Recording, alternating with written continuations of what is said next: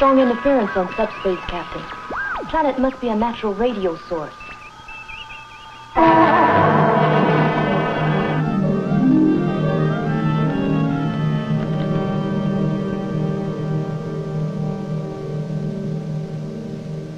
Hi, I'm Nichelle Nichols, but I still feel a little bit like Lieutenant Uhura on the Starship Enterprise. You know, now there's a 20th century Enterprise, an actual space vehicle built by NASA and designed to put us in the business of space, not merely space exploration. Now, NASA's Enterprise is a space shuttle built to make regularly scheduled runs into space and back, just like a commercial airline. The shuttle may even be used to build a space station in orbit around the Earth.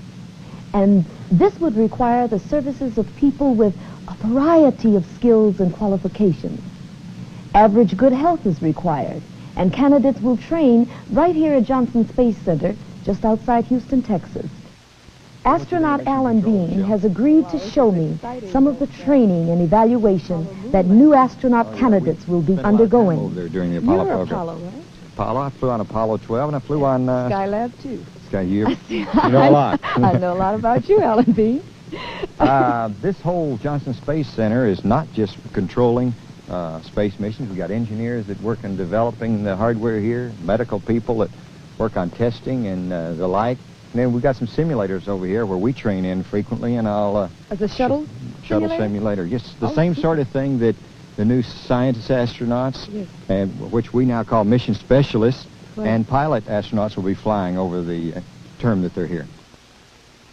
Michelle, this is the lower body negative pressure device that we use to check and see what physical condition you're in.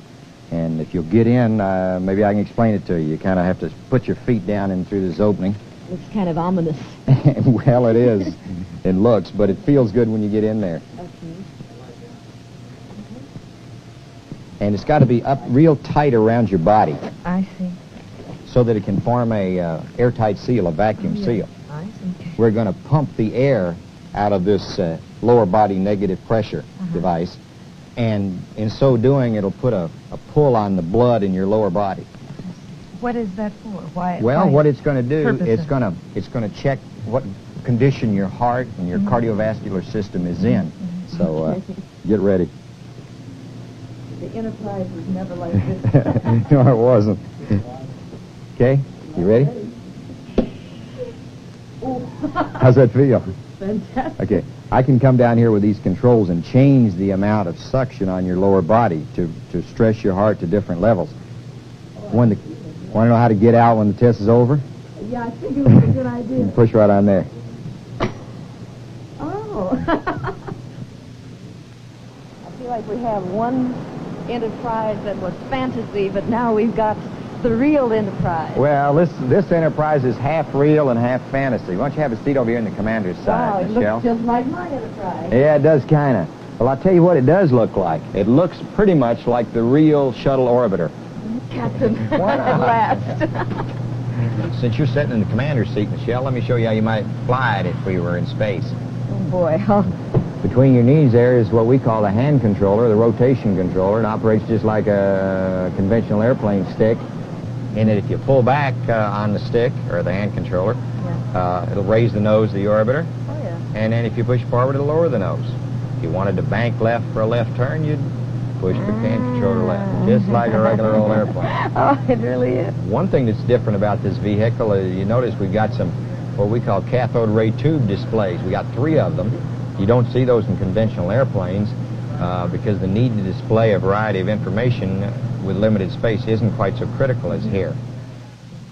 Now, the shuttle will be taking scientists and engineers, men and women of all races, into space, just like the astronaut crew on the Starship Enterprise. So that is why I'm speaking to the whole family of humankind, minorities and women alike. If you qualify and would like to be an astronaut, now is the time.